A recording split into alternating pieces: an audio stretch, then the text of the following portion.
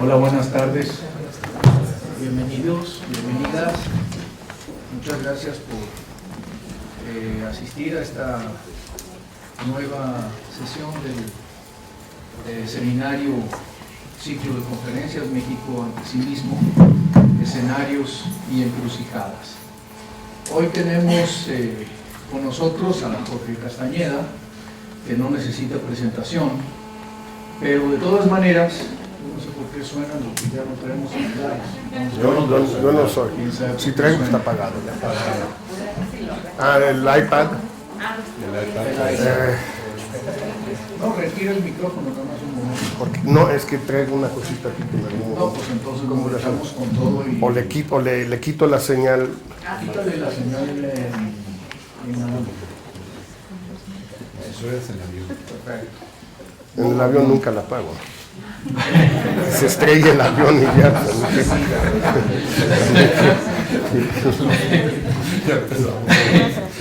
Y bueno, pues primero quiero decir que estamos muy contentos de que hayamos podido tener esta oportunidad de que Jorge nos visite para darnos una conferencia y conversar con nosotros. Jorge, además de ser amigo personal, es también amigo de esta casa de mucho tiempo atrás. Me estaba comentando que desde el año 79 no venía, pero pues qué bueno que ya vino otra vez. Creo que la última vez que vino se fue muy bien recompensado. Así es. Jorge nació en México en 1953, fue secretario de Relaciones Exteriores de nuestro país y buscó ser candidato independiente a la presidencia de la República. Ha sido profesor durante más de 25 años en la Universidad Nacional Autónoma de México y actualmente es catedrático en la Universidad de Nueva York. Es articulista de los diarios Reforma de México, El País de España y de la revista Time. Colaborador de Univisión, es miembro de la Junta de Gobierno de Human Rights Watch, miembro de la American Academy of Arts and Science y de la American Philosophical Society. Él es también copresidente del Consejo Estratégico Franco-Mexicano y recientemente fue nombrado por Naciones Unidas como miembro de una comisión investigadora de derechos humanos en la República Centroafricana. Ha escrito más de 15 libros, muchos de ellos publicados en toda América Latina, en Estados Unidos, en Europa y traducidos por lo menos a una docena de idiomas. Radica en la Ciudad de México y en Nueva York y hoy nos va a hablar de los desafíos de México en el escenario internacional. Jorge, bienvenido y muchas gracias. Gracias, Paco. Gracias, Benjamín. Gracias a todos ustedes por dedicar esta tarde tan bella a oír una bola de sandeces mías. Pero bueno, el primer punto que creo que hay que subrayar en cualquier discusión de este tipo y que lo podemos ver reflejado en los acontecimientos casi cotidianos, por lo menos de los últimos años en México, es un poco la pregunta de dónde somos.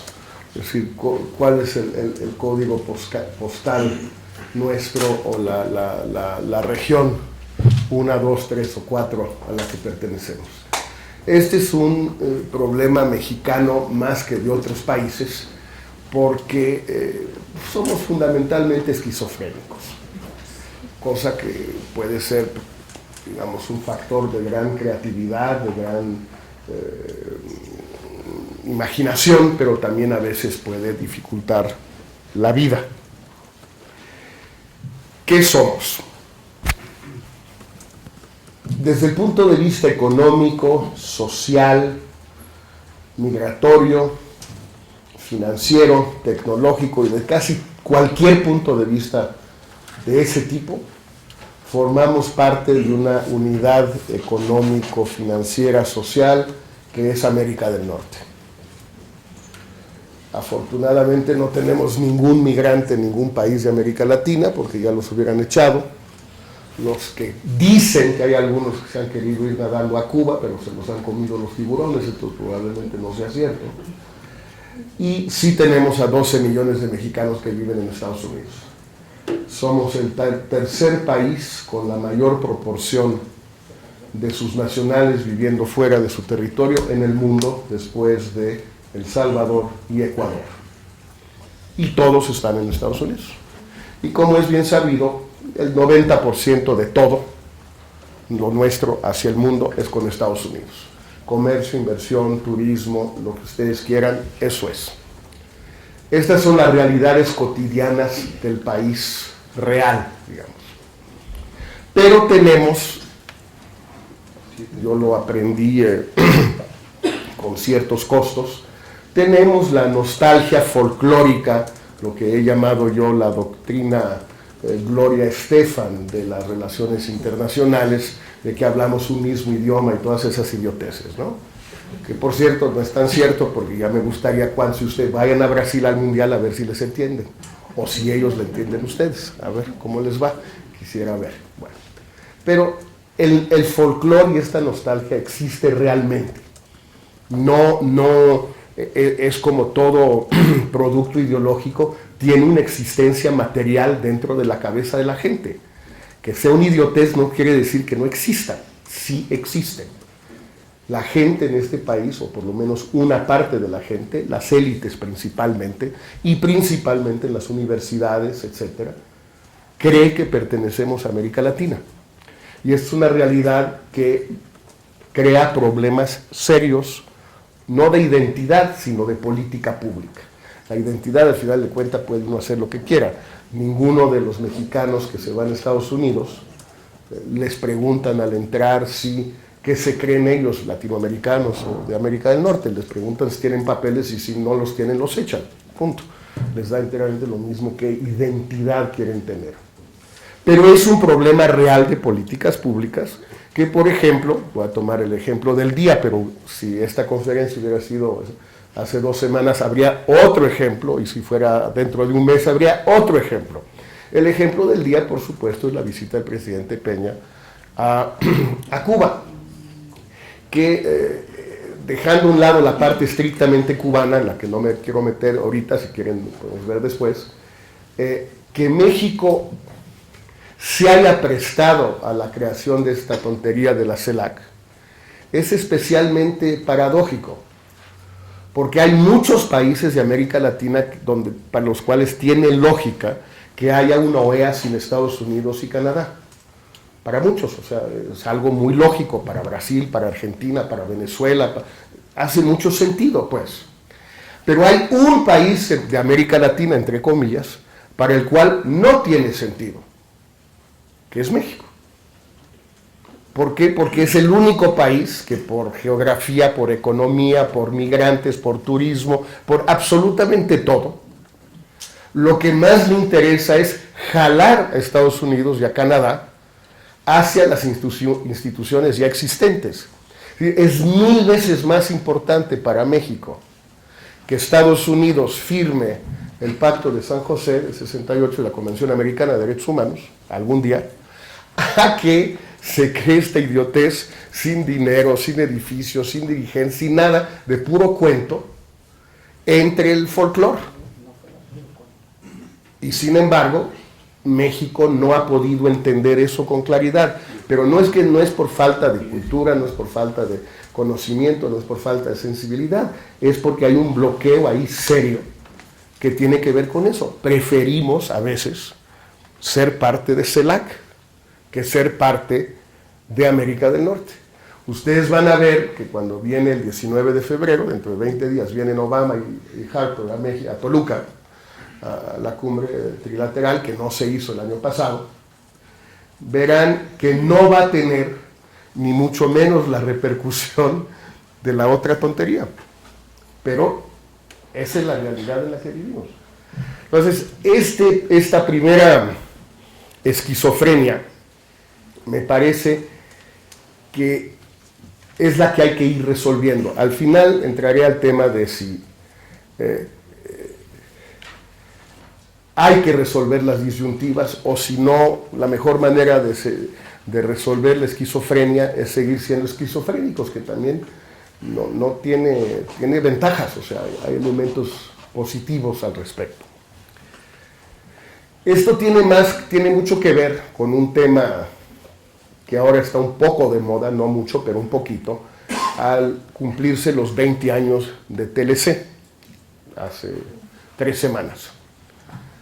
Porque lo que se ha venido viendo en los pocos análisis que hay en México, pero algunos sí hay, de los resultados, el balance de estos 20 años, es también paradójico y contradictorio. Por un lado, no cabe la menor duda que desde el punto de vista del comercio internacional y de las exportaciones mexicanas en particular, el Tratado Libre de Comercio de América del Norte ha sido un éxito extraordinario. Es decir, se han multiplicado por 7 o por 8 las exportaciones mexicanas al mundo, y el mundo quiere decir Estados Unidos y Canadá, y además han cambiado en buena medida de naturaleza. Somos un país exportador de manufacturas, no somos un país exportador ya de commodities, que nunca tuvimos demasiadas, salvo el petróleo. Pero si vemos el otro lado de la balanza, es decir, qué tanto ha sido el crecimiento económico durante estos 20 años, pues las cifras son bastante patéticas. Básicamente estamos hablando de un promedio de 2,5% de crecimiento del PIB al año, es decir, más o menos 1,2% al año de promedio de PIB per cápita. Mucho menos que Chile, que Perú, que Colombia, que Uruguay, que Brasil durante los mismos 20 años. Pero mucho menos, no un poco menos, mucho menos. Entonces, una primera pregunta que se le abre a este gobierno, pero al que sigue también y a cualquiera en México es, en vista de que esto no ha traído las consecuencias, los efectos que se esperaban en términos de crecimiento, ¿qué conviene hacer? A lo mejor fue un error. Sí, se multiplicaron enormemente las exportaciones, ¿y qué más? Como los insumos son importados, el empleo no ha crecido, los salarios no han crecido, el crecimiento no ha sido lo que se esperaba, y por tanto el país no es necesariamente un país mucho más rico de lo que hubiera sido hoy sin TLC. Entonces quizás ya convendría hacer otra cosa. Entonces cuando uno dice, bueno, pero ¿por qué no podemos seguir haciendo las dos cosas? Estar en el CELAC y en el folclore y también dedicarnos a las cosas serias. Bueno, en teoría sí se puede, pero la mayoría de la gente y de los países suelen poder solo hacer una cosa consistentemente, con seriedad. Y nosotros, pues que nos cuesta tanto trabajo incluso hacer media cosa con seriedad, pues imagínense hacer 2 o 3, es muy difícil, ¿no? Entonces, no es tan sencillo decir, bueno, ¿qué importa? Seamos un país de pertenencias múltiples en lugar de un país que pertenece a una comunidad de like-minded countries. Why like-minded? What's wrong with different-minded? ¿No? ¿Qué importa? ¿Por qué no podemos juntarnos con todos? Pues porque la mayoría de los países no se tienden a juntar con todos. Y es un problema serio de prioridades, porque la Secretaría de Relaciones, el gobierno federal, las instituciones académicas en México, el empresariado, la prensa, a la medida en que existe, todo esto difícilmente puede en México jugar con todo. Ningún país lo puede hacer realmente, ¿eh? O sea, no es cierto. Pero dejemos, a lo mejor otros países sí pueden, no, da lo mismo. Este país muy difícilmente lo puede hacer. Les doy un ejemplo que conozco bien, habría muchos más. Tenemos más o menos 60, 55 sedes diplomáticas en Estados Unidos, entre consulados, multilaterales y la bilateral. Y tenemos más o menos otras 70 en el mundo, ¿sí? O sea, la mitad, un poquito menos de la mitad en Estados Unidos y un poquito más de la mitad en el resto del mundo. No hay país en el mundo que tenga una repartición de ese tipo. Como por definición, toda secretaría, en particular las secretarías de relaciones en el mundo entero, tienen recursos muy exiguos, muy escasos. Pues uno tiene que decidir a qué quiere meter dinero. Entonces, en los últimos 4 o 5 años, porque ha sido gente rara, pues han querido abrir cosas folclóricas, que en Addis Abeba, que en Dubái, que en Ramallah. En Ramallah, la necesidad de una misión diplomática mexicana en Ramallah me escapa, no la termino de entender, pues está bien, además se hace carísimo. Pero bueno, cada una de esas es un consulado menos en North Dakota, donde ya hay muchos mexicanos yendo a trabajar a los campos de shale oil y de shale gas. Bueno, pues es que Dubái es importantísimo. ¿Importantísimo para qué? ¿Y para quién? Para los arquitectos, importantísimo, sin la menor duda. Para los migrantes mexicanos, tengo mis dudas. En un mundo ideal nos alcanza el dinero para tener el consulado en North Dakota y el consulado en Dubái. En el mundo real no nos alcanza, hay que escoger. Presidente de la República, el presidente Peña Nieto, hace como 5 meses había organizado un viaje a Turquía, que tuvo que cancelar obviamente por razones que tenían que ver, no me acuerdo con qué, con la reforma energética, y ya después lo reprogramó y fue. Pero estaban muy orgullosos los de Relaciones, diciendo, es que es la primera vez, que no era cierto, pero es la primera vez que va un presidente de México a Turquía. En realidad, Plutarco Elías Calles había ido como presidente electo en 1924 y saludó a Ataturk y todo el cuento, pero bueno, era presidente electo. Y entonces, me acuerdo, le pregunté a Mid, dice, bueno, pero a ver, ¿no te has preguntado por qué no ha ido ningún presidente de México a Turquía? Digo, hay varias explicaciones posibles. Una, porque una bola de ignorantes, idiotas que no se les había ocurrido, cosa que es muy posible porque hemos tenido muchos presidentes de esos. Otra, porque habían pensado y calculado las cosas y habían decidido que... Y otra más, porque ¿qué demonios tiene que ir a hacer un presidente de México a Turquía? Pues no habían ido porque no había ninguna razón para ir. Pues sí, ¿por qué no? Pues ¿por qué no? Bueno. Ahora, puede ir a Turquía, nada más que lo que no puede hacer es ir a Turquía y a Chicago. Eso no. ¿Por qué? Pues porque hay una cantidad de días limitados durante el año que el presidente puede viajar. Y simplemente como a título de ejemplo, el año pasado el presidente Peña Nieto canceló 4 visitas bilaterales programadas hasta el último minuto. Turquía, Nueva York, Alemania y España. ¿Por qué? Porque siempre hay otra cosa, un huracán, un debate en la Cámara, otro problema, siempre hay. Entonces también los presidentes y los gobiernos tienen recursos temporales escasos que tienen que dedicar a una cosa o a otra. Si la dedican a Turquía o a La Habana, 3 días, pues no puede ir a Los Ángeles, porque no alcanza el tiempo para hacer todo. Entonces la pregunta es esa, ¿a dónde quiere meter la lana? ¿A dónde quiere meter el tiempo? Ya sin hablar de todo lo demás. Segunda pregunta, ¿qué somos? Es una discusión bien interesante, no de dónde somos, sino qué somos. Porque este gobierno, al igual que los 2 anteriores, están obsesionados y con bastante razón, yo estoy totalmente de acuerdo con esto, con la idea de la llamada marca México. Es decir, para un país que depende tanto del exterior en su bienestar, remesas, turismo, exportaciones, mercados, inversión extranjera, no somos Pakistán.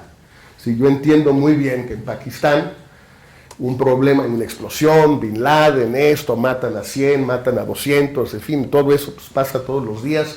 Bueno, todos los turistas no van a ir a Pakistán. Nada, que da la casualidad que igual los turistas no van a Pakistán. Los únicos que van a Pakistán son los pakistaníes que viven fuera de Pakistán, que van a seguir yendo igual aunque les maten a todos, no importa. Pero no es un gran destino turístico Pakistán. Entonces la imagen de Pakistán en el mundo, pues la verdad no es muy importante. La imagen de México en el mundo es importantísima porque la primera industria generadora de empleo y de todo en este país es el turismo. Y porque tenemos una de las economías más abiertas del mundo, como lo vienen diciendo todos los gobiernos desde Salinas. Bueno, pues eso tiene consecuencias. y porque la primera fuente de divisas, después del petróleo, cuando los precios están arriba, son las remesas. Remesas que manda gente que podría no mandar ese dinero, se pueden quedar. Bueno. Entonces, para un país así de abierto, pues sí, la marca México o cómo nos ven en el mundo es un elemento muy importante. Ahora, ¿qué quiere decir muy importante? Bueno, pues quiere decir que tenemos que tener una idea de qué somos para luego presentarnos como tal ante el mundo. Entonces, pues son todos los lugares comunes que todos hemos escuchado desde que somos niños. Somos un país, una cultura ancestral maravillosa, bla, bla, bla. Lo bueno, obviamente, es que los demás países no tienen cultura. Eso es importante, qué bueno. Y ahí va, por supuesto, el famoso dicho, los dos dichos que son igualmente importantes, pero yo creo que revelan muy bien la simetría del país. Pobre México, tan lejos de Dios, cerca de Estados Unidos. Pobre Israel, tan cerca de Dios y tan lejos de Estados Unidos. La gran cultura. Todos los países prácticamente tienen un acervo cultural que vender. A unos nos puede gustar más el nuestro que otros, pero así como que digas, bueno, este no. Bueno, es que nuestras playas, sí, son muy bonitas, la verdad, son preciosas. Pero hay playas muy bonitas en muchas partes del mundo. Bueno, sí, pero es que nuestra hospitalidad, pues sí, hombre, depende a quién le preguntes. No sé, algunos latinoamericanos que han tenido a lo largo de los últimos 40 años que ir a sacar sus papeles en gobernación, no sé si el primer adjetivo que les vendría a la mente refiriéndose a México sería ¿qué país tan hospitalario? No sé, no sé, a los centroamericanos, no sé tampoco, pero bueno, nuestra hospitalidad, okay. Lo cual supone que los demás países no son hospitalarios. Pues no lo son del todo, unos sí, otros no, y unos para unos y otros para otros. Depende. Por ejemplo, entiendo, porque de alguna manera tengo una cierta vinculación, que Israel es un país sumamente hospitalario para los que son de ascendencia judía. Eso es lo que he oído. Para otros no, por ejemplo, para los palestinos, etc. No, bueno, pues entonces depende, pues sí. Bueno, entonces la cultura, las playas, nuestra gastronomía. Sí, es realmente maravillosa. Pero hay varios países en el mundo donde se come muy bien. Lo que es más, hay varios países del mundo donde se come muy bien la cocina o comida mexicana, no tan bien, pero sí la china, la francesa, la italiana, la japonesa, todas en un mismo país, que tiene cierta gracia poder. Bueno. La marca México ha llevado a que los 3 últimos gobiernos gasten bastante lana en tratar de definir esto. Este gobierno retomó el presupuesto de Calderón, que en parte viene del presupuesto de Fox, una oficina que se llama Marca México, y están tratando de generar una especie de decálogo de qué es la marca México. En parte siguiendo lo que sugirió, en parte nada más, creo que es australiano o inglés, ya no me acuerdo, Holt, que vino aquí con Calderón, le pagó muchísima lana a Calderón durante varios años para tratar de justamente armar este esquema, ¿no? No, cuando se lo armó, incluso habló en una reunión de embajadores con Calderón, creo que fue a principios del 2010, y Calderón pues aplaudió mucho, estaba muy feliz, pero nunca adoptó ninguna de las tesis de él y sobre todo no las entendió. Ahorita la gente de presidencia también está comprando un poco, no a Holt, ya no, pero sí un poco algunas de sus ideas. Hicieron este decálogo, se lo voy a leer porque es muy interesante. Esto es lo que le dijeron las instrucciones que les dieron a los que acompañaron a Peña en su comitiva a Davos hace 2 semanas, los talking points, la línea pues. Entonces, Te presentamos los 10 aspectos de México a promover en el Foro Económico Mundial. México es una democracia plena con instituciones sólidas. Digamos que sí. Junto con otros 50 países. O más. México es una de las economías más grandes del mundo. La segunda de Latinoamérica y la 14ª a nivel mundial.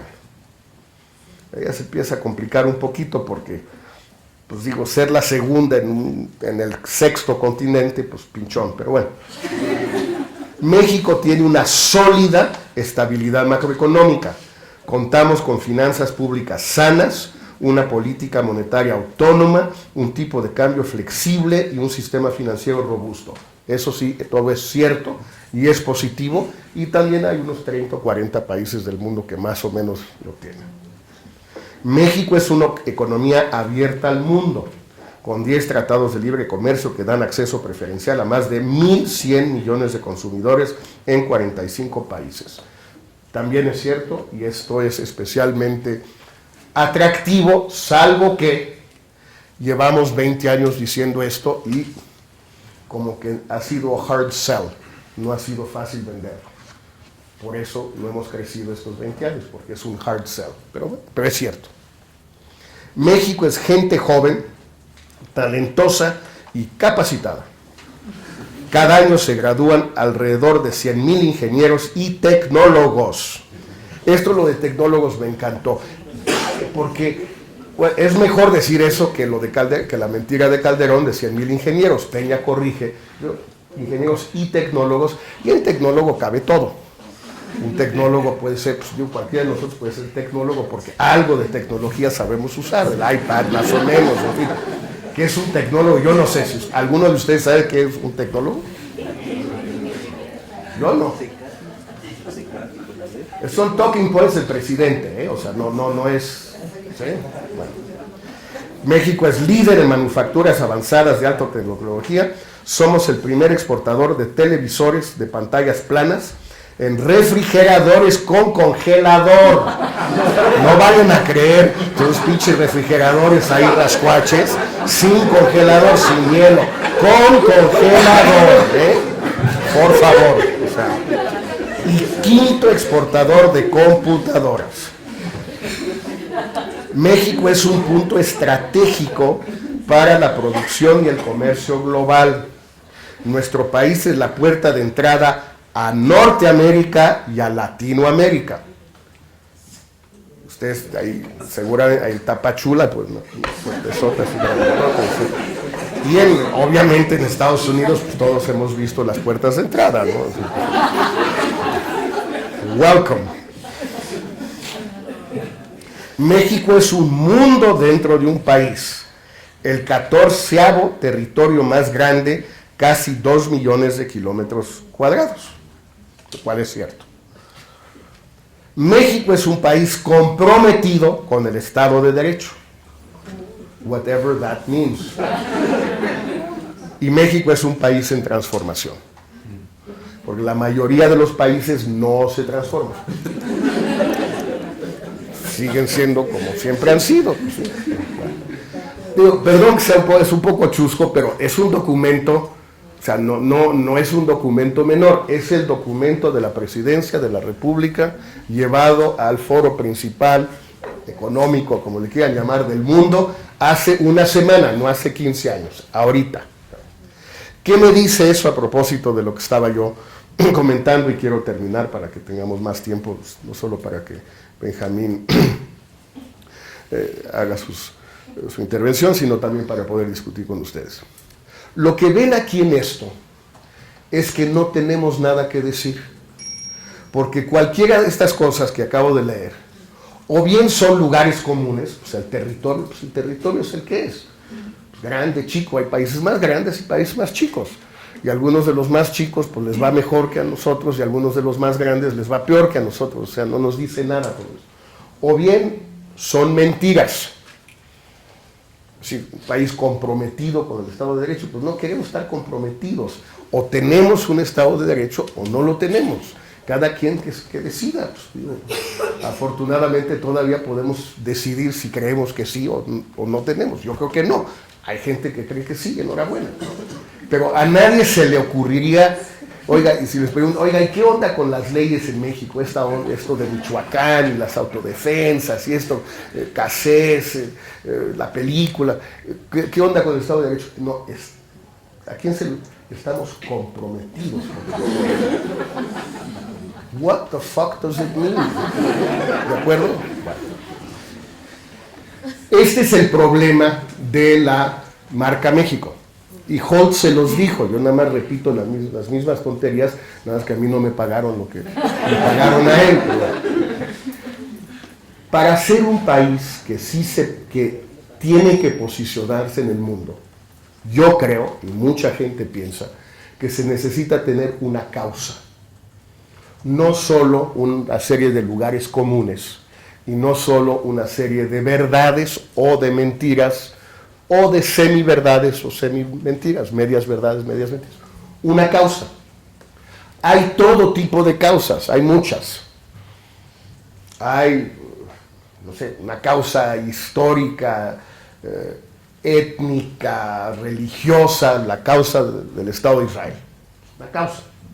Hay una causa, el desarme. Hay países como Suecia, Canadá, que se han vuelto, digamos, se han identificado en el mundo por ese tipo de causa. Otros países, Suiza, por la neutralidad desde hace no sé cuántos años, y el lavado de dinero.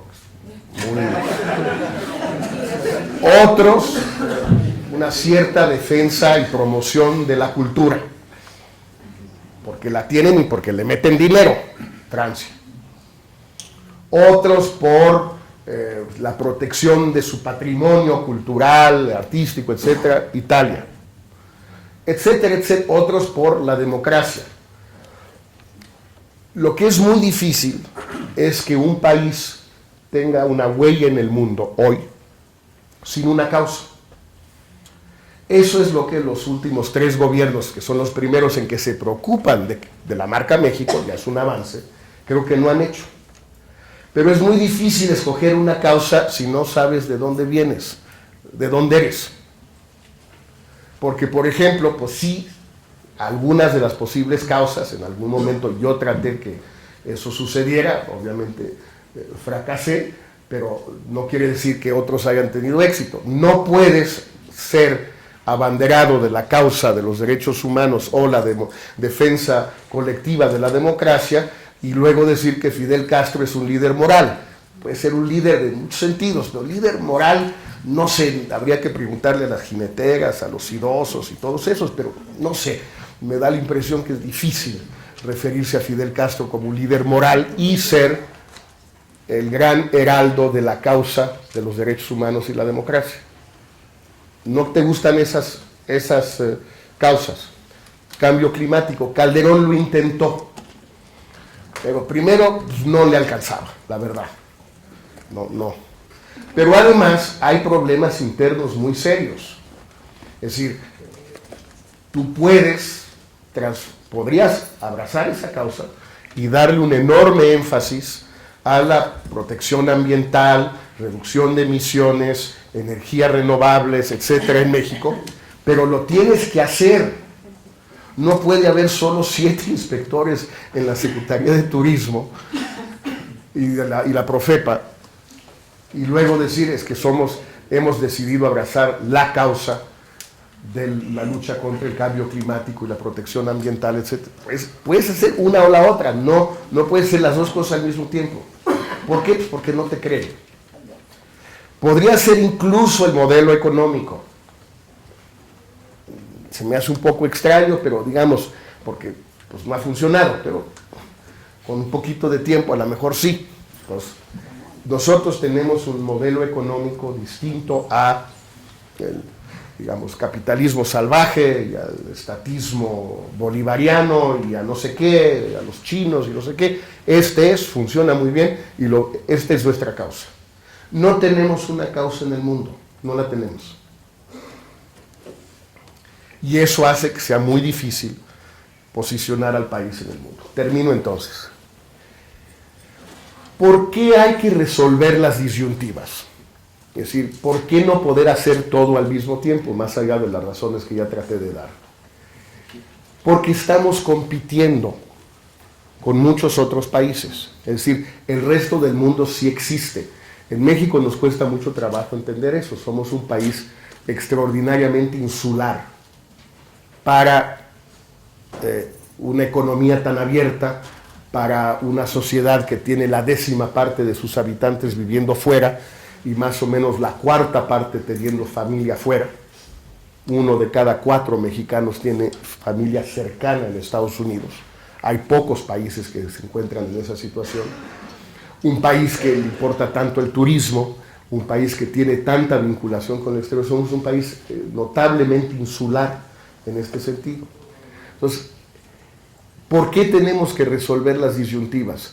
Pues porque si no tienes una idea clara de qué eres y a dónde vas, y solo tienes esta idea nostálgica de la identidad a través de las fechas, los días feriados, los héroes que nos dieron patria, las supuestas tradiciones, etcétera, etcétera. En este libro también cito una encuesta que sacaron hace como 15 años o 10 años, después de que todos los niños, como sabemos en este país, les meten a fuerza que se acuerden en 48,000 fechas de los héroes, etcétera, etcétera, etcétera. Les preguntan cuáles son los días que los adultos se acuerdan más. Y digo, simplemente no hay comparación, pues hay clases sociales. En un segmento está, obviamente, el Día de la Virgen de Guadalupe, 2, pero con mucho, el 10 de mayo, el Día de las Madres, y el Día del Niño. Son las 3 fechas más recordadas por los mexicanos. Pero con mucho, o sea, no es que con muchísima. Y luego muy atrás, el 15 de septiembre, el 5 de febrero, el 5 de mayo, bla, bla, bla, bla, bla, bla, bla. O sea, todo ese tiempo perdido para que los niños se aprendan las fechas, no sirve absolutamente nada. Lo que les importa es el Día del Niño, lógicamente, a los niños, claro, a los adultos también, lo cual ya es un poco más complicado. No debería de importarle tanto a los adultos, salvo a los que tienen niños, pues están jode y jode los niños. ¿Qué me vas a regalar del Día del Niño?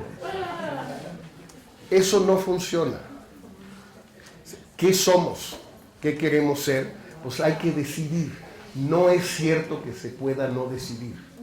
Nosotros nos hemos hecho a la idea en México que podemos have our taco and eat it too.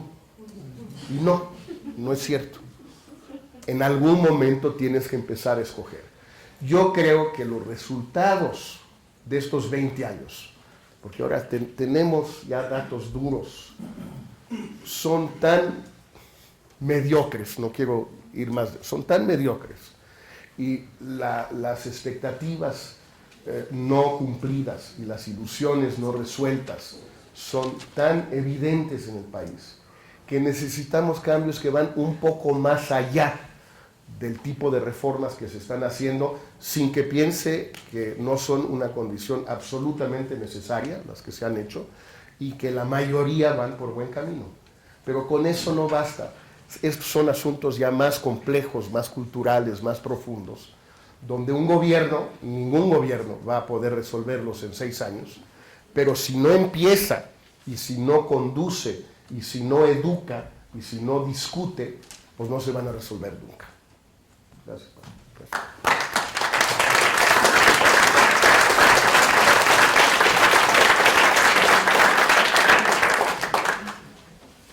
Muy bien, pues voy a darle ahora la palabra a Benjamín Temkin. Benjamín Temkin es profesor investigador de Clarkson, México.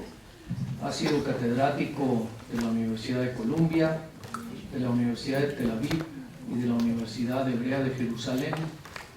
También fue Senior Associate Member del St. Anthony College de Oxford y recibió el reconocimiento como Chubb Fellow de la Universidad de Yale. Ha publicado artículos en el British Journal of Political Science, Political Psychology, New Global Studies, la revista mexicana de Sociología, Política y Gobierno, Analysis of Social Issues and Public Policy y en América Latina hoy. Él es especialista en temas de carácter internacional, en asuntos económicos y principalmente en comportamientos políticos. Le doy la palabra para escuchar sus observaciones. Muchas gracias, doctor. Bienvenido, Jorge. Bueno, nadie puede acusar a Jorge Castañeda de no decir cosas, decirlas claras y activamente, y ciertamente provoca pensamiento y reacción. Y ha dicho algunas cosas que me parecen que ciertamente han generado aquí algún tipo de pensamiento para discutir, y quiero dar todo el tiempo posible para que haya esa discusión.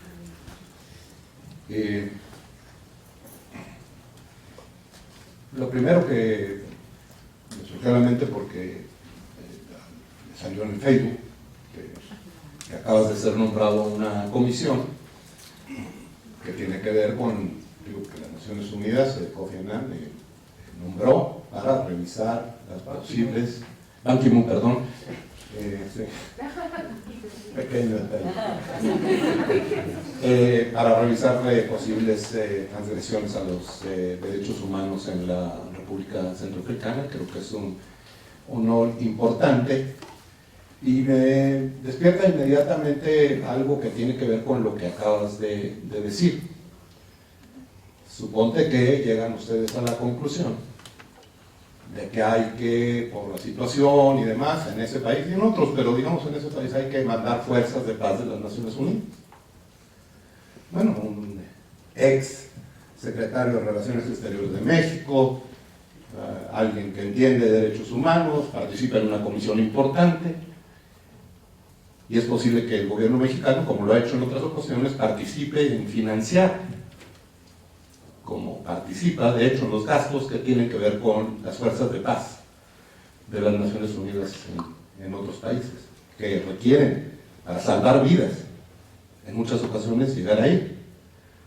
Pero México, de hecho, acabo de ver las cifras de 2013, que son como las del 2012 y las del 2011, etc., no participa en las fuerzas de paz de las Naciones Unidas. Sí financia para que otros puedan ir, pero no, está con cero, por cierto, policías, militares, consejeros, cero. Y eso tiene que ver con uno de los mitos más importantes formativos de México, que es el de la no intervención en los asuntos de otros países. Entonces quieres ser una potencia global, te vas a vender a Davos, estás ahí en el mundo, reconoces la globalización, quieres formar parte de ella, pero no quieres o no puedes tomar responsabilidad por lo que dices. En esta ocasión, bueno, Jorge no va como representante de México, pero ciertamente México participa en todas las discusiones que tienen que ver con esto y participa muy activamente. Pero ese último paso no lo puede dar porque está escrito en la Constitución como parte de los mitos. Bueno, en los últimos meses y años, pero particularmente en los últimos tiempos, tenemos una serie de mitos que se han estado rompiendo. Algunos tienen que ver con pleitos que hizo acá Jorge, ¿no? Que tienen que ver con las candidaturas independientes, por ejemplo. Bueno, ahora ya parece que va a haber alguna posibilidad de que haya algunas candidaturas independientes, con desventajas y todo, pero ahí está. La no reelección. Yo me acuerdo cuando yo estaba presidente por muchos años, no había documento en el mundo, en México, que no tuviera el sello ese, ¿no? Sufragio efectivo, no reelección. Con lo del petróleo, piense uno lo que piense, ¿verdad?, acerca de esto, el hecho es que se ha empezado a romper un mito que es casi fundacional, aunque no tiene tanto tiempo como para llamarse de fundacional. Las relaciones iglesia-estado. Ha habido cambios muy importantes. Pero en este asunto, que tiene que ver algo con la posición de México en el mundo, es decir, me parece a mí que es un mito fundacional, sí, de la no intervención, que tiene que ser repensado porque tiene que ver con el lugar de México, en el mundo. Es decir, si después de todas estas cosas que se dijeron aquí acerca del lugar central de México en la economía, en la política, desarme, todo lo que ustedes quieran. Bueno, ahí está un reto, un desafío. Segundo, esto de los derechos humanos es lo que decía de una línea estratégica, ¿no? Si tienes una línea estratégica que quieres ser un país reconocido por la defensa de los derechos humanos, no puedes ir a Cuba y no decir una palabra al respecto o no hacer algún acto simbólico que tenga que ver con, entiendes que allí también hay disidencia, como en otros países del mundo, de todos los colores y sabores políticos. Yo creo que eso es algo que con justicia he oído que Jorge se ha manifestado al respecto, y creo que es muy importante. Pero quisiera referirme también a algo que es muy central a la posición que ha expresado Jorge aquí, y la ha expresado en la Facultad Latinoamericana de Ciencias Sociales.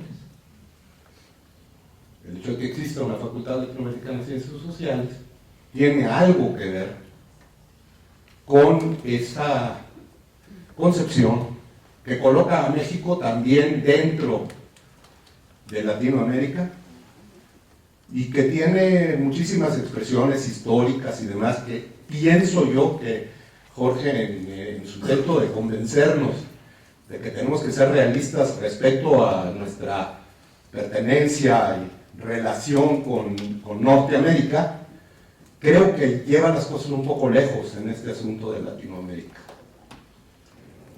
Lo lleva un poco lejos porque, primero que todo, digo, pues un cierto porcentaje, no es tremendo, pero creo que ahí anda cerca del 10%, es bajo comparado con lo de Norteamérica, ciertamente, pero está junto con Europa Occidental en términos de importaciones y exportaciones.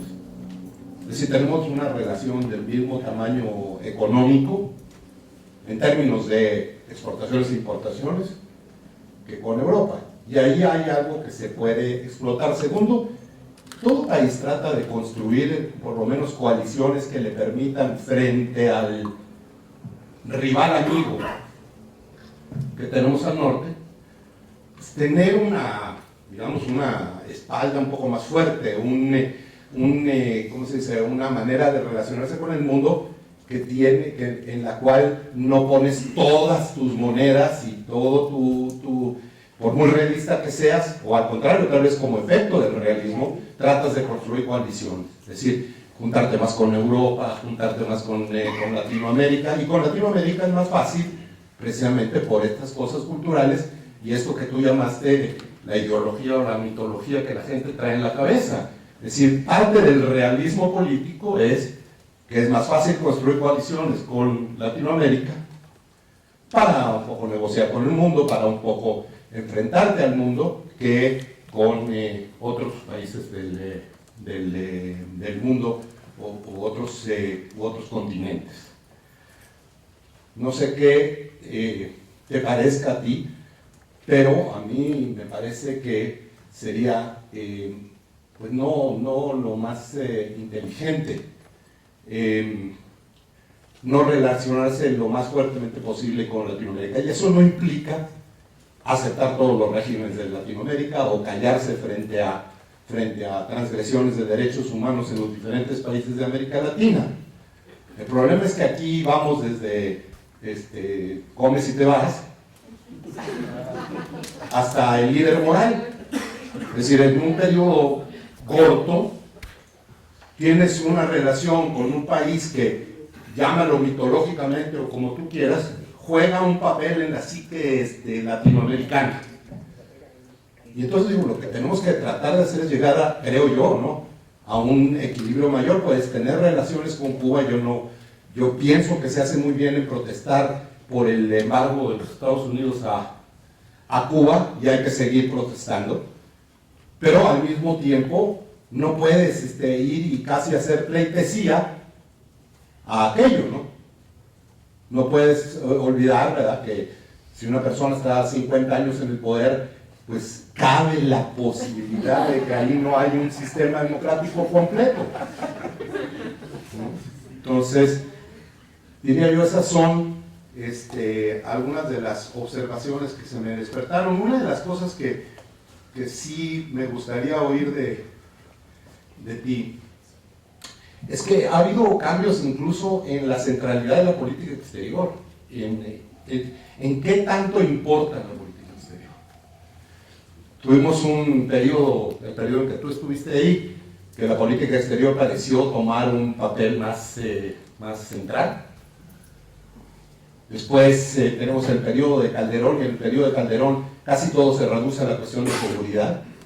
Incluso la relación con Estados Unidos se vuelve una relación casi unilateral en la cual los otros asuntos o se consideran utópicos o se consideran innecesarios y se dedican totalmente a la cuestión de la seguridad, y eso es también a costa de cualquier tipo de política exterior estratégica que ayude también a las cuestiones del desarrollo económico en México. Y finalmente, ahora tenemos con Peña Nieto pues una situación en que parece que se quiere de alguna manera que se olviden de la seguridad y que podamos tener una política exterior, de relaciones exteriores más normal, etcétera. A ver si lo consiguen. La pregunta que le hicieron en Davos un poco pues recolocó el asunto de la seguridad en donde no quería el gobierno. Me di cuenta que en los 10 puntos ahí no dijeron somos el país más seguro del mundo. Ni siquiera estamos comprometidos con la seguridad, porque lo que se quería en ese papel, y eso es lo que llama más la atención, lo que no está ahí. No hay un compromiso que diga, y si ustedes vienen, nosotros nos vamos a encargar de que aquí haya orden y haya seguridad y demás. No existió. La última cosa que quiero decir es lo que tiene que ver con la política interior y la política exterior. Si lo que dijiste del Telecán y del comercio libre, bueno, México creo que tiene más tratados de libre comercio que nadie, ¿verdad? Y sin embargo, pues sabemos los resultados, sabemos que hay algunos índices macroeconómicos de estabilidad monetaria y demás, y bueno, tienen razón en lo que se dice ahí. Pero en términos de crecimiento, de real combate a la pobreza de largo plazo, que realmente trae un cambio, o la desigualdad, o el crecimiento económico, eso no se ha dado. Y ahí es donde entra la pregunta, no la pregunta, sino más bien la posición, de que también hay que buscar la manera, no nomás de generar desde afuera las inversiones exteriores y las exportaciones, etcétera, etcétera, y de que vengan maquilador, sino también la generación de alguna manera de un mercado interno que no nos ponga en la situación en la cual cada vez que les da a estas gentes arriba en el norte gripa, a nosotros nos dé necesariamente pulmonía. Y eso solamente se logra con un cambio de la estructura socioeconómica interna que le permita a México tener un poco menos de dependencia, porque una cosa es reconocer, y Jorge, hay veces, te voy a decir una crítica que tengo yo desde que estabas de secretario de Relaciones Exteriores, con esto termino. Y espero que me acuerdo bien del asunto, si no me corriges. Iba a jugar la selección mexicana en el Mundial. Y alguien te preguntó en el radio, oye, ¿qué piensas? ¿Quién va a ganar la Copa? Y empezaste a hacer un análisis en el cual dijiste que Alemania te parecía un equipo muy bueno, no sé qué, y le decía yo a algunos amigos, oye, pero Jorge, no lo invitaron como comentarista de fútbol, lo invitaron como ministro de Relaciones Exteriores. Él tenía que haber dicho, México va a ganar, y no sé qué, bueno, si no gana México, entonces Alemania. A ver, en esto de reconocer la centralidad de Estados Unidos, de reconocer la dependencia que tenemos con ellos, todo esto es absolutamente cierto, y de eso derivan muchísimas cosas, cierto. Pero también un país como México tiene que preguntarse cómo puede reducir, en la medida de lo posible, esa dependencia. Y eso te conlleva a pensar en modelos. ¿Quién dijo? Raúl Castro dijo que se necesitaba un nuevo modelo. De eso yo deduzco que no se refiere al modelo cubano. ¿Quién sabe? Pero yo creo, dijo nuevo modelo. Actualizado. Okay. Eso me lleva a mí a pensar, ¿verdad?, que México tendría que pensar también en ese nuevo modelo en el cual, sin romper esa relación fuerte, ver la vecindad con Estados Unidos como una oportunidad y demás, pero al mismo tiempo pensar qué necesitamos cambiar en la estructura interna del país para que no dependamos tanto así de los Estados Unidos.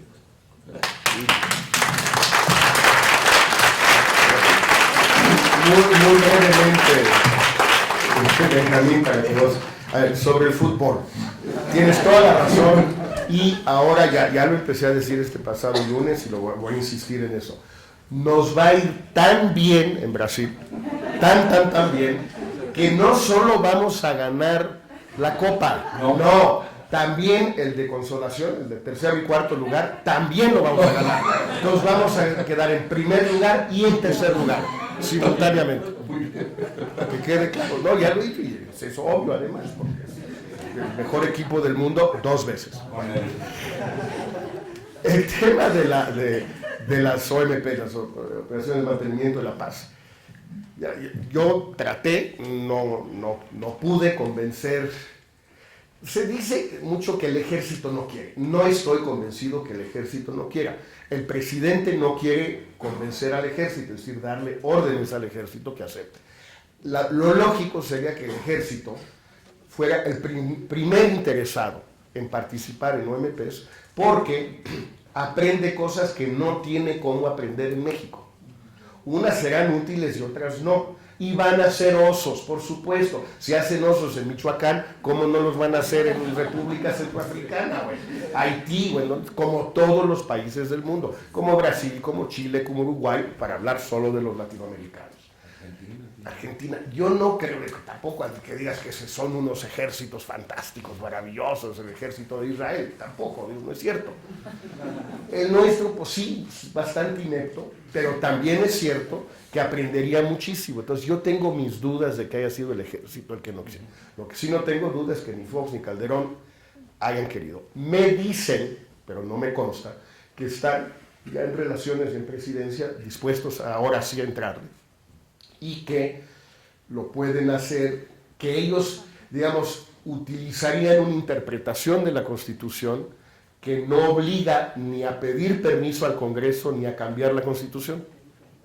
La priista, pues, que en este caso puede ser útil, y que entonces simplemente, pues, hacerlo, y si alguien patalea, pues a ver qué. Ahora, también sería un reto interesante para el PAN y para el PRD, que pataleen. El PAN, que en principio debe estar a favor, y el PRD, pues dependiendo de dónde sea y para qué sea.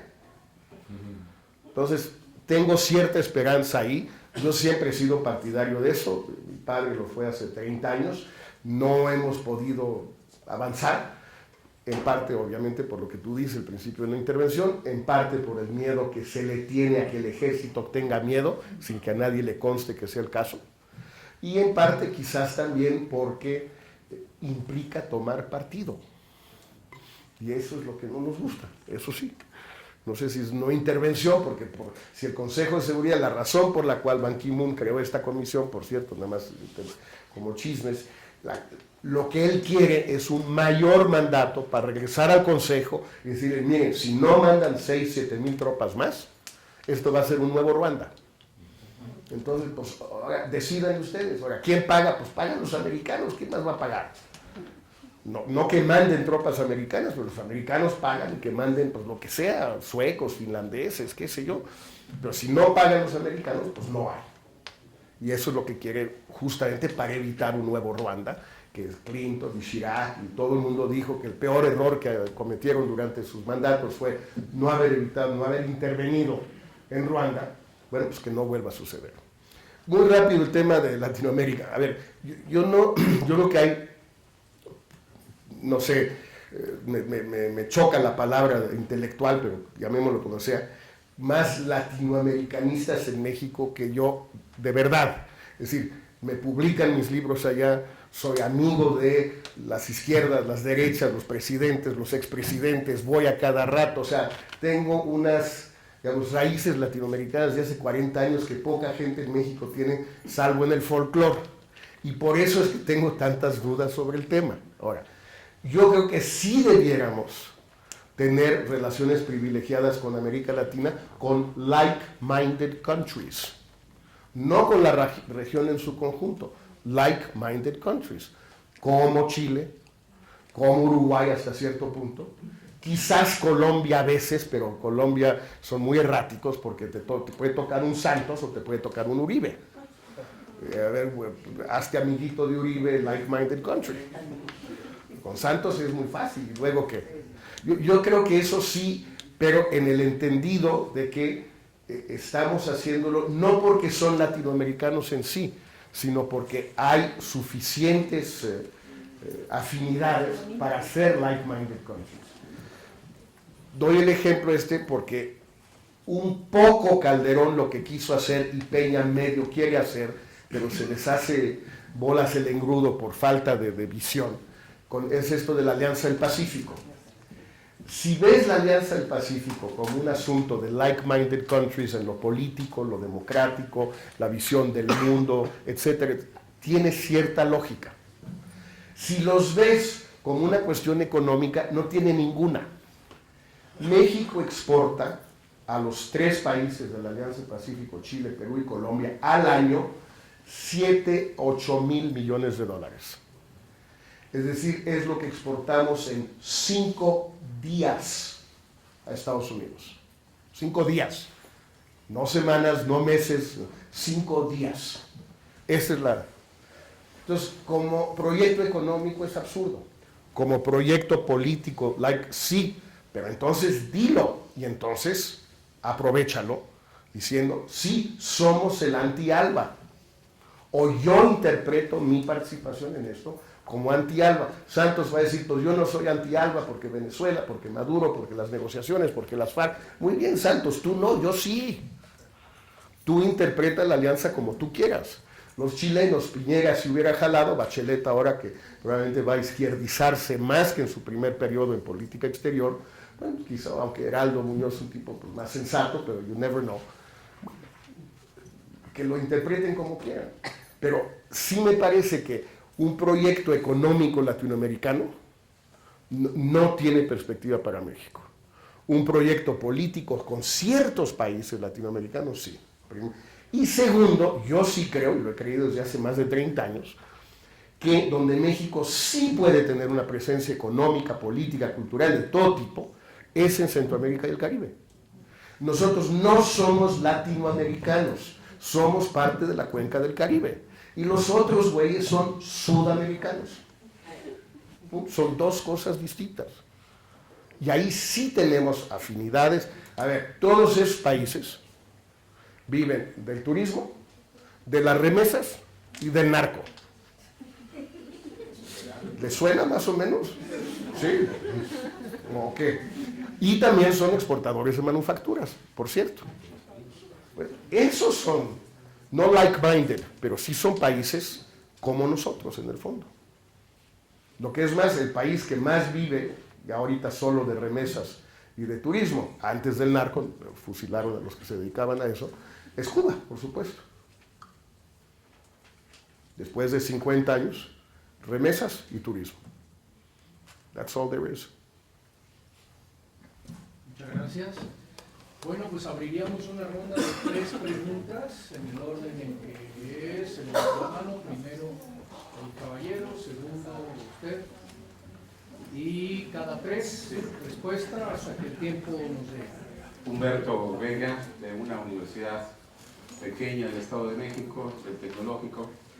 Mis estudiantes acaban de hacer un coloquio de economía en el casco de la economía internacional y encontraron datos muy interesantes, doctor Castañeda, que se los podemos hacer llegar en el momento que usted nos dé su correo. Sí se ha modificado la naturaleza del comercio exterior de México en los últimos 10 años. En el año 2000 exportábamos el 90% a Estados Unidos y en el 2010 ya solamente el 80%. De una manera menor, pero ya estamos dirigiendo las exportaciones hacia otra parte. Pero lo realmente interesante son las importaciones. A Estados Unidos ya nada más le compramos el 48% de las importaciones y el 52% de las importaciones está en un espectro muy diversificado y esencialmente de Asia. La carretera de Asia está abierta. En una reunión que tuvimos con el embajador de China, llegaron los del Consejo Coordinador Empresarial y le decían, es que con ustedes tenemos 40.000 millones de dólares de déficit comercial. Y el embajador chino dijo, párenle.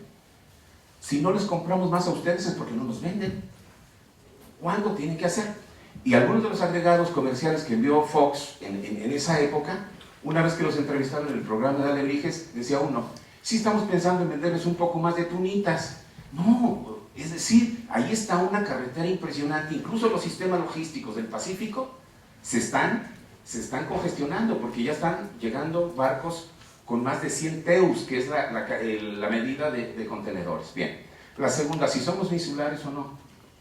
Hay un grave problema, las principales empresas mexicanas están endeudadas en dólares. Cemex debe 18.000 millones de dólares y tiene una posición muy débil, incluso está tomada la caja. Bimbo pidió un préstamo de 3.000 millones de dólares y si tenemos una devaluación se va a hundir Bimbo. Comercial Mexicana, por andarle jugando a los derivados sin haberse formado bien, 1.400, como ven que viene la recesión económica en México, están tratando de vender porque saben que no van a salir. Televisa y también TV Azteca tienen endeudamientos muy grandes en dólares y Telmex, y están apostando, Telmex Nacional, que ya lo volvió a jalar América Móvil, pero ellos están apostando a lo que llaman cobertura natural, no tienen comprados certificados de protección cambiaria, entonces están en una posición muy débil. Si tenemos este corrimiento del peso, la cosa se va a poner muy difícil en cuanto a las empresas. Y en cuanto al turismo, muy brevemente, sí tenemos una conexión enorme con Sudamérica. Yo fui presidente de Cancún y trajimos 600.000 argentinos a Cancún. Hasta los choferes de taxi en Argentina, en Buenos Aires, conocen Cancún. Lo que pasa es que ese modelo se perdió y trajimos 400.000 brasileños. Y antes de quebrar, trajimos 30.000 daneses directamente hasta Puerto Vallarta. Lo que pasa es que quienes están al frente de las aerolíneas mexicanas son muy pobres. Y sí, pero ya somos el 15, ya nos rebasó China como país gran turístico y nos rebasó Turquía también. Entonces es un problema también de modelos de los grupos empresariales que deben de saber cómo jugar, porque el turismo de México depende de los californianos por el número de horas de vuelo. No vienen los de Nueva York, los de Nueva York no llegan, porque son muchas horas de vuelo. Entonces hay que ver cómo se negocia y cómo se hace. Son problemas de modelos de negocio y ahí se está perdiendo muchísimo dinero. Por favor. Buenas tardes. Manuel Tejeda, del Tribunal de lo Contencioso Administrativo. Felicidades a la Flaxo por la organización del ciclo y al doctor Castañeda por tan provocativa y reflexiva conferencia. Doctor, le quiero preguntar por un asunto que no abordó ahora, que tiene que ver con la defensa de los condenados a muerte en Estados Unidos. ¿Qué hay que hacer para convencer al gobierno norteamericano, a la Corte, a los tribunales estatales norteamericanos, de que hay que acatar este caso en el que usted fue precursor del asunto Avena y de la defensa de los protocolos de defensa de los condenados que no tuvieron asistencia consular? ¿Cómo habría que trabajar para evitar lo que le pasó al señor Tamayo recientemente y de la fila de mexicanos que están condenados allá y que si no pasa nada, pues van a seguir la misma suerte, van a morir? Gracias. Por ahora no hay tercera mano levantada, entonces damos la...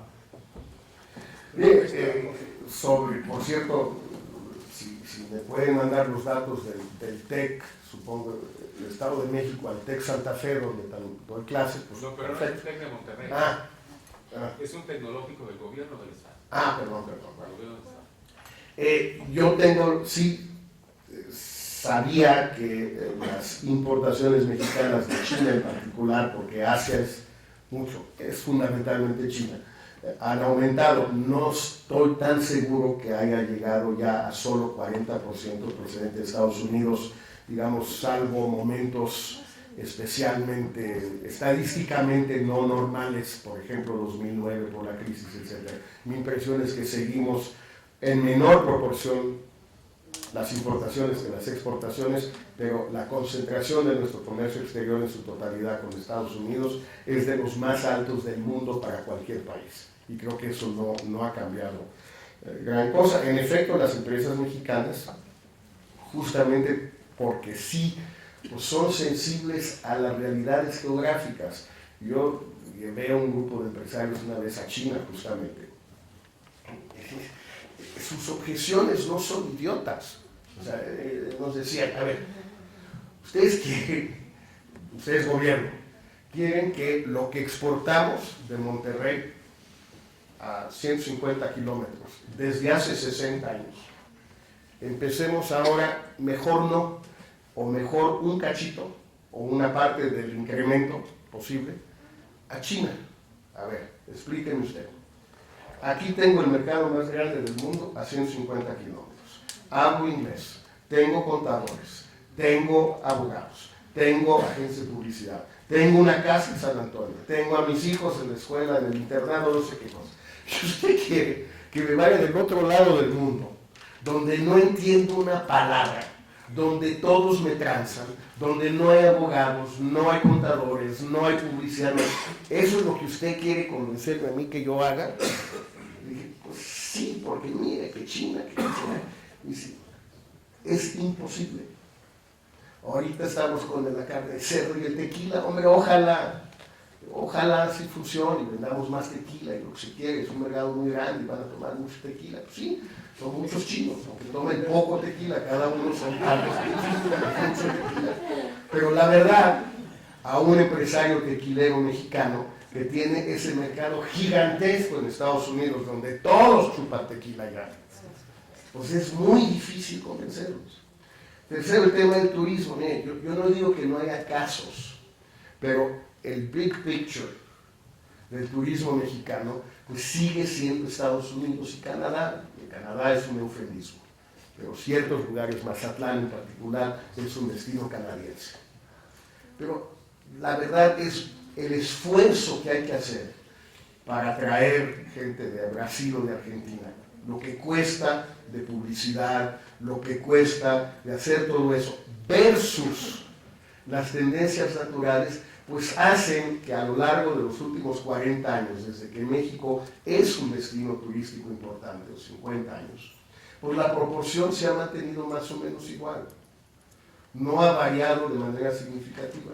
Pues frente a esas inercias no es fácil luchar. No digo que no haya que tratar, pero hay que pensar muy bien cuáles son inercias debido a errores de políticas públicas, cuáles son inercias incorregibles o que cuesta tanto corregirlas que no vale la pena, y cuáles son inercias que tenían que ver con una coyuntura determinada y que esa coyuntura a lo mejor ya pasó y ahora sí se abre una nueva ventana. Eso sí puede suceder, pero al día de hoy en materia turística, la verdad, tengo la impresión que nos cuesta mucho trabajo salirnos de una inercia que tiene que ver con esto.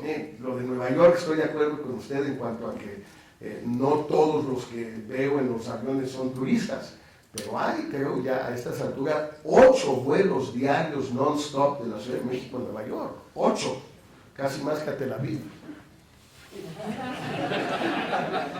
El caso Avena. El caso Avena. A ver, el problema que tenemos es que y fíjense, yo creo que hay muchísimas cosas que se le puede reclamar a Bush, pero hay dos que no. Uno, el tema migratorio, y dos, el tema Avena. Es decir, aceptó el fallo, claro, retiró a Estados Unidos de la jurisdicción de la Corte para estos casos después de haber aceptado el fallo, pero sí lo aceptó y lo trató de imponer. Y en no sé qué estado, creo que no fue Texas, uno se fue a la Suprema Corte y el estado ganó.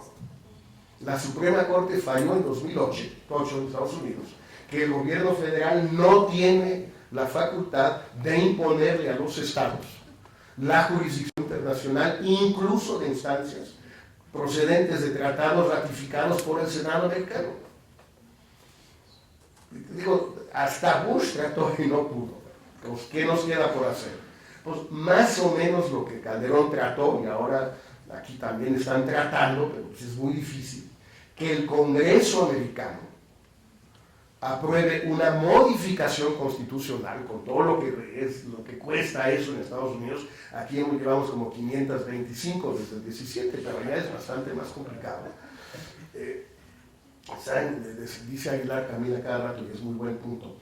las modificaciones, no, Zuckerman, las modificaciones constitucionales de este año, de Peña, son más largas, o sea, el texto es más largo que la Constitución de Estados Unidos. En un año. Pues, que cambien su Constitución para que, en efecto, ya quede muy claro que los tratados internacionales firmados por el Ejecutivo y ratificados por el Senado sí son the law of the land para todas las instancias en Estados Unidos, federales, estatales, municipales. No se puede hacer mucho más que eso, porque a Rick Perry nadie lo convence de nada, no hay manera, no hay cómo. No es un asunto de convencer, de cabildear, no, se ha hecho bien un gobierno, en otro gobierno, un secretario, otro, un embajador, otro. Son detalles pequeños, digamos, las diferencias son muy menores. Cabildear eso lo más posible, insistir lo más posible, hay gran simpatía en la Casa Blanca al respecto.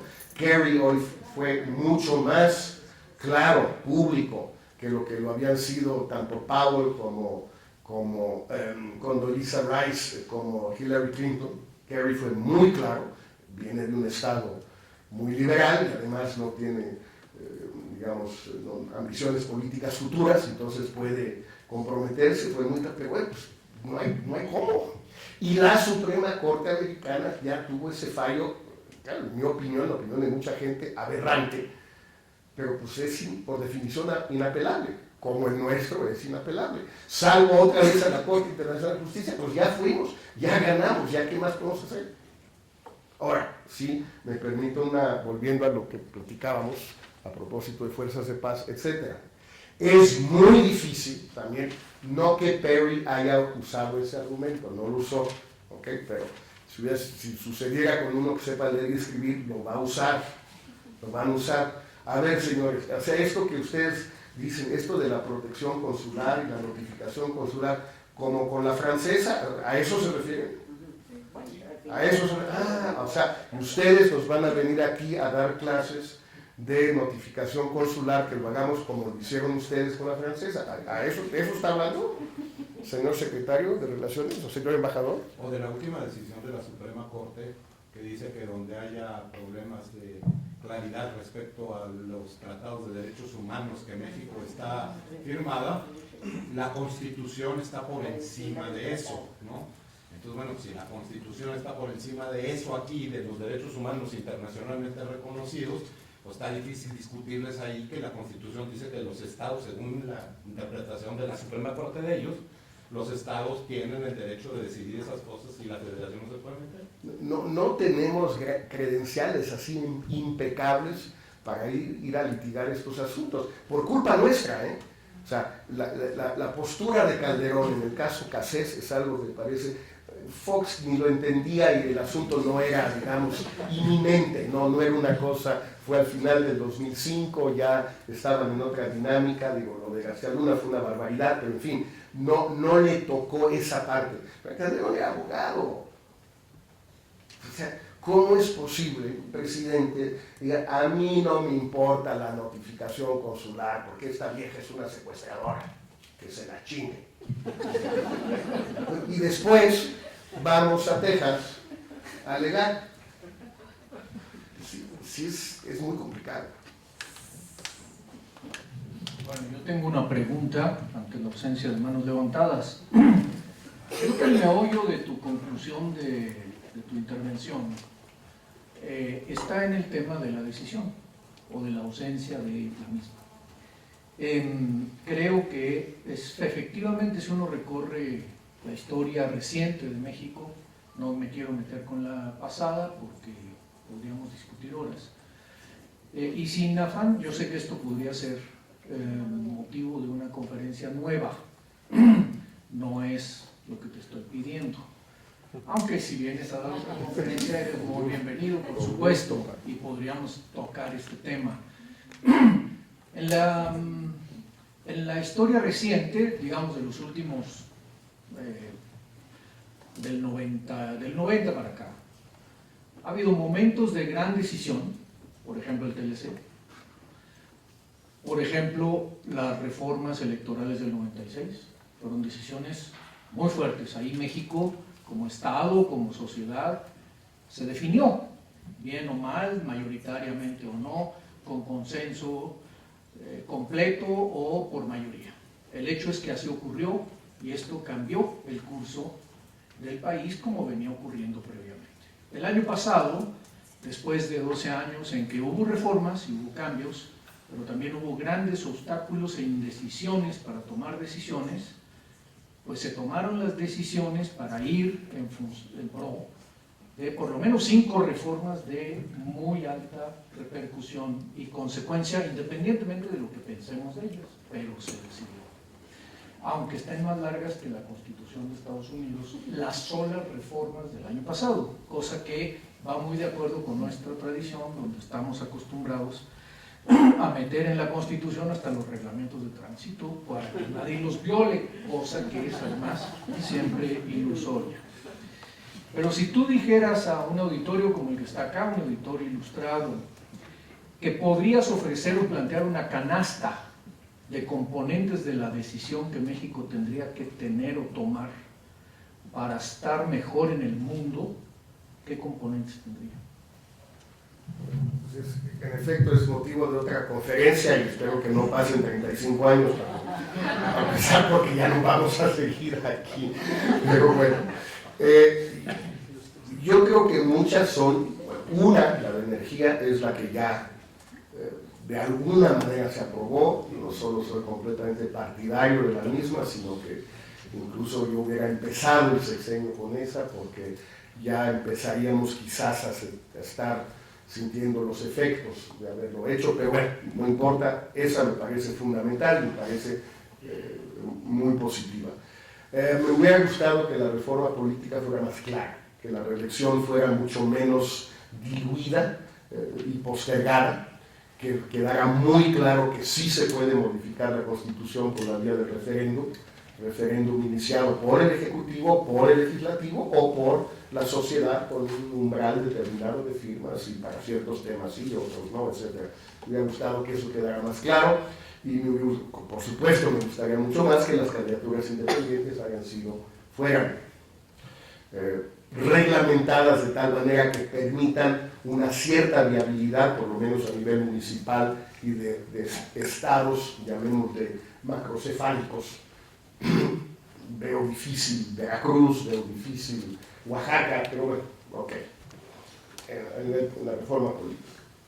Lo que me parece que más falta, y es algo en lo que mucha gente ha insistido enormemente, pero por desgracia, por razones, para mí por lo menos no muy claras, el gobierno decidió no avanzar, aunque estaban más o menos convencidos, es de una reforma de protección social realmente de fondo, que implica obviamente una reforma fiscal de fondo, porque una red universal unificada de protección social pues requiere mucha lana, es muy cara, y esa lana hasta nueva orden solo puede venir del IVA, por lo menos en un corto plazo, si 2 o 3 años.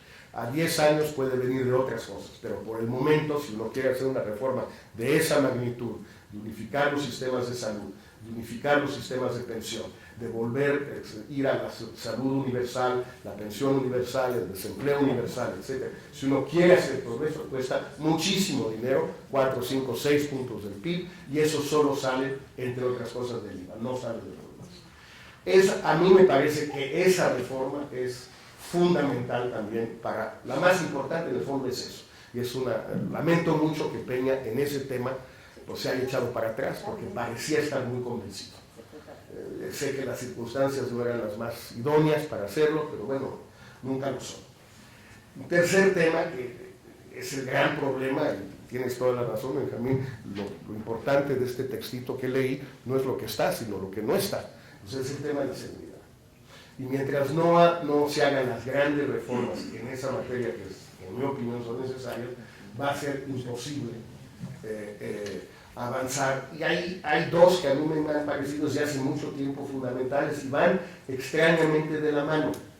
Por un lado, la Policía Nacional Única, no el mando único, no la coordinación, no, la Policía Nacional Única, Carabineros, Colombia, y se acabó. Y dos, la legalización por lo menos de la marihuana, y si se puede de lo demás, pero empecemos por la marihuana. ¿Para qué? Pues yo creo que debiera ser la gran consigna de este gobierno. Let narcos be narcos. O sea, ¿qué sabe hacer esta gente en Michoacán? Pues cultivar amapola y marihuana y tener laboratorios de metanfetaminas. Eso es lo de ellos, lo que saben hacer. Llevan 70 años haciéndolo y así.